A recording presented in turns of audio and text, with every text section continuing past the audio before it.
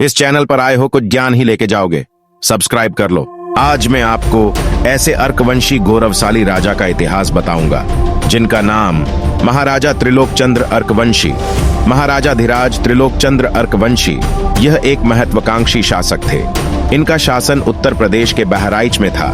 जिस समय यह बहराइच पर शासन किया करते थे, उस समय तक यह नगरी का बड़ा हिंदू धार्मिक महत्व हुआ करता था।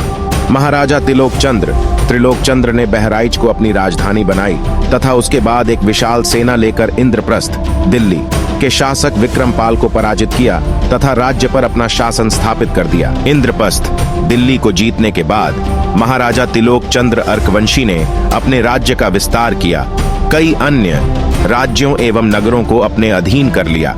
उन्होंने दिल्ली तक के संपूर्ण क्षेत्र और पहाड़ी क्षेत्र तक के अधिकतर भूभाग एवं अवध के हिस्से को अपने शासन के अंतर्गत अधीन कर लिया।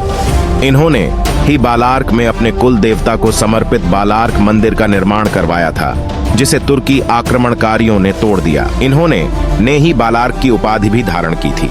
महाराजा त्रिलोकचंद्र अर्कवंशी की 9 पीढ़ियों ने इंद्रप्रस्थ दिल्ली पर अपना एक अक्षत्र शासन स्थापित किया। इनकी 9 पीढ़ियों का वर्णन इस प्रकार है।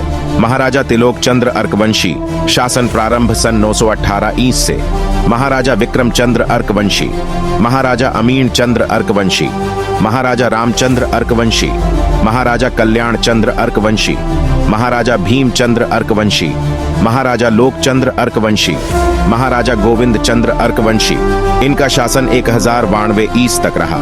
महारानी भीमा देवी लगभग कुछ 6 वर्षों तक शासन किया। महाराजा गोविंद चंद्र अर्कवंशी अपनी विवाह के कुछ समय पश्चात युद्ध भूमि में वीर गति को प्राप्त हो गए, जिस कारण से इनकी कोई संतान नहीं थी।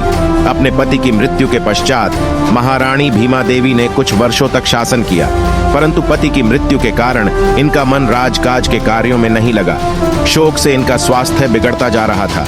इस कारण से इन्होंने अपना विशाल साम्राज्य अपने आध्यात्मिक गुरु हरगोविंद दास को दान में देकर मृत्यु का वरण किया और अपनी मृत्यु से पहले यह कहा कि इस विशाल साम्राज्य को किसी योग्य शासक को सौंपने की बात कही थी।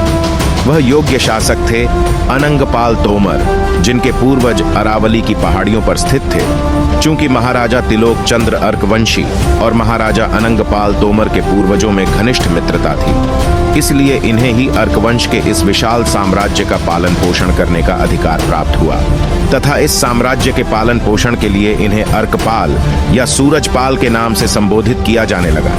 1163 के आसपास अजमेर के चौहान शासक ने तोमर राजा को पराजित कर दिल्ली पर अपना शासन स्थापित किया, जिसमें इसी चौहान कुल में आगे चलकर महाराजा पृथ्वीराज चौहान का जन्म हुआ। महाराजा त्रिलोकचंद्र अर्कवंशी द्वारा निर्मित बालार्क मंदिर में प्रत्येक वर्ष के जून माह में एक विशाल मेले का आयोजन किया जाता था। यह मेला भगवान सूर्य देव की आराधना करने के लिए समर्पित किया जाता था। ऐसे ही आपको इतिहास से जागरूक कराता रहूंगा, सब्सक्राइब कर लो।